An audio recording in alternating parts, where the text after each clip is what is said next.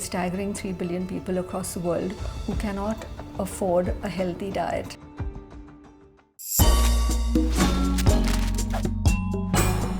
Hi, I'm Sarah Forster, Deputy News Editor here at The National, and welcome to this week's edition of A Closer Look. Now, people all over the globe are stepping into their supermarkets and their petrol stations, and they are noticing one thing: prices are going up. This is what's being referred to as a cost of living crisis, and it is the topic for today's show. To talk more about this is our reporter Romola Talwar-Badam, and she joins me now.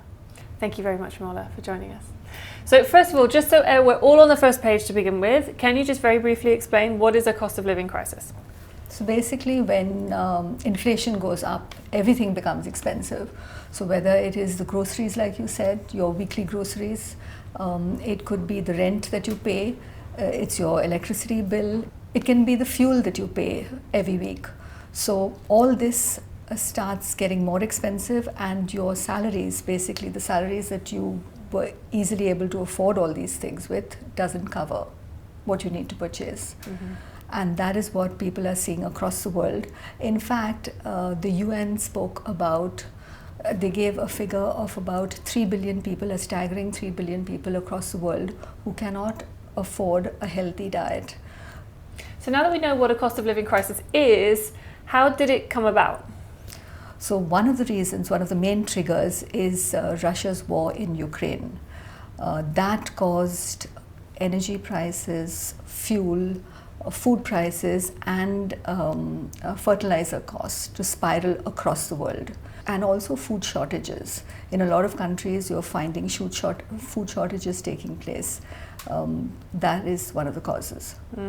This is the thing: is it's such a knock-on effect that there's a conflict in one part of the world, and then suddenly there's no food in the other part of the world, and they are actually, related. Okay, so you are working on this story sort of on a broader scope for us here at The National, and I know that you've been speaking to people in the region about how it's specifically affecting them. Who have you been talking to about this? So The National is working on this entire series on the cost of living, and it covers about 8 countries. Some of them are from this region. My colleagues and me have been speaking to people who this is actually affecting.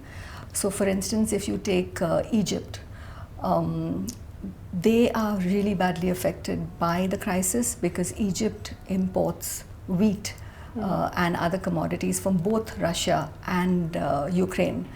Egyptians have actually cut out meat from their diet because it's too expensive. There are quotes from people about how they have cut down on expensive vegetables.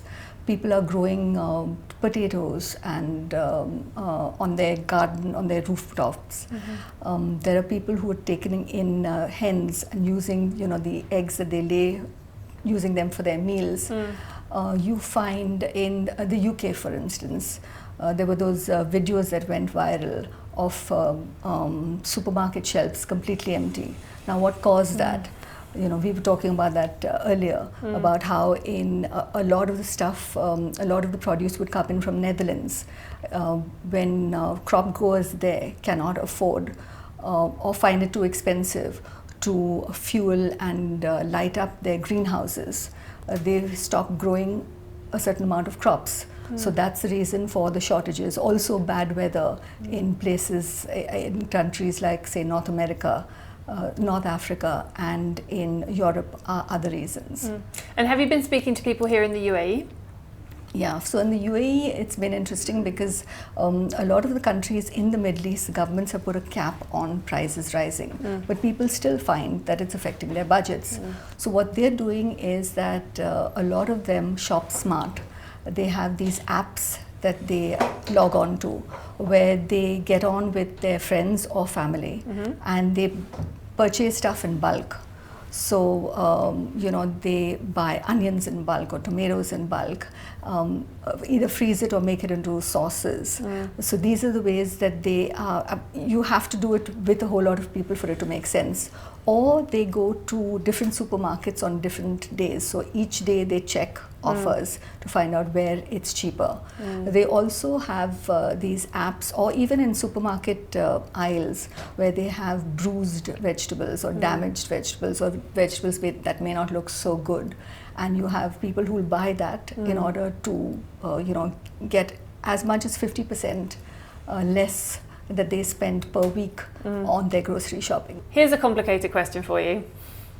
How do we end a cost of living crisis? That is beyond what this 5 or 10 minutes can explain. But I guess it is, you'll need global stability, you'll need the war to end, you'll need currencies to stay strong and not be devalued as you have seen across the world.